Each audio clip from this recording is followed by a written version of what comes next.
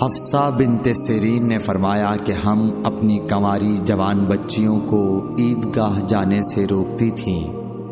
پھر ایک عورت آئی اور بنی خلف کے محل میں اتری اور انہوں نے اپنی بہن ام عطیہ کے حوالے سے بیان کیا، جن کے شوہر نبی اکرم صلی اللہ علیہ وسلم کے ساتھ 12 لڑائیوں میں شریک ہوئے تھے، اور خود ان کی اپنی بہن اپنے شوہر کے ساتھ 6 جنگوں میں گئی تھیں۔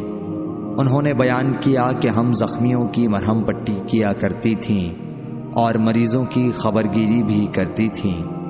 میری بہن نے ایک مرتبہ نبی اکرم صلی اللہ علیہ وسلم سے پوچھا کہ اگر ہم میں سے کسی کے پاس چادر نہ ہو تو کیا اس کے لیے اس میں کوئی حرج ہے کہ وہ نماز عید کے لیے باہر نہ نکلے؟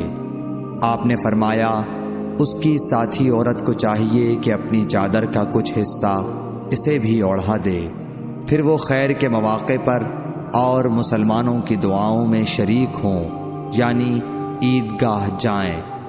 پھر جب ام عطیہ آئیں تو میں نے ان سے بھی یہی سوال کیا۔ انہوں نے فرمایا، میرا باپ آپ پر فدا ہو، ہاں آپ نے یہ فرمایا تھا۔ اور ام عطیہ جب بھی حضرت صلی اللہ علیہ وسلم کا ذکر کرتی تو یہ ضرور فرماتی کہ میرا باپ آپ پر فدا ہو۔ انہوں نے کہا، میں نے آپ کو یہ کہتے ہوئے سنا کہ جوان لڑکیاں، پردے والیاں اور حائضہ عورتیں بھی باہر نکلیں اور مواقع خیر میں اور مسلمانوں کی دعاؤں میں شریک ہوں، اور حائضہ عورت جائے نماز سے دور رہے۔ حفصہ کہتی ہیں، میں نے پوچھا، کیا حائضہ بھی؟